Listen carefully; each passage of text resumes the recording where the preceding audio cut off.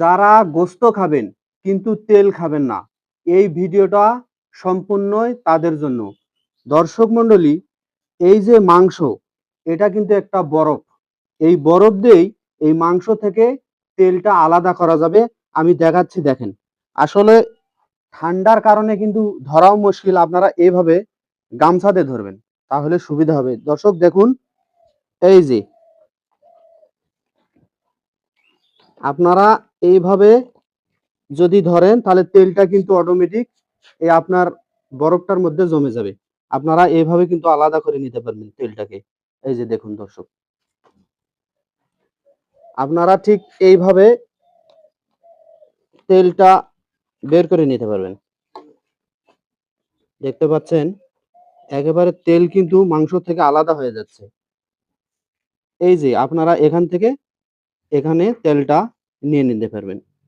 এই তেলটাও কিন্তু আপনাদের নষ্ট হবে না। আপনারা এই তেলটা যে কোনো তরকারির সাথে আবার খেতে পারবেন।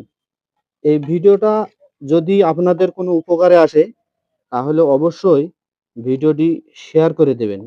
তাহলে অন্য মানুষ দেখে কিছু উপকৃত হতে পারবে। যারা তেলের সমস্যা নিয়ে মাংস খেতে পারেন না, তাদের জন্য এই ভিডিওটা। এই যে একেবারে তেলটা আলাদা হয়ে গেছে। বের করা খুবই সহজ।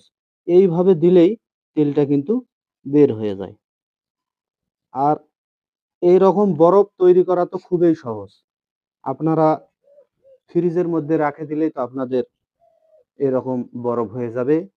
আর যদি কারো বাসায় ফ্রিজ না থাকে, তাহলে যেভাবে হোক কারো বাসায় রাখবেন। রাখার পরে কিন্তু আপনারা এভাবে বরফ একটু তৈরি করে নিতে পারবেন।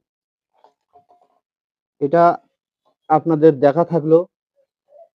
যারা আসলে মাংসের মধ্যে তেল খেতে চান না, তাদের জন্য খুবই একটি উপকারী ভিডিও।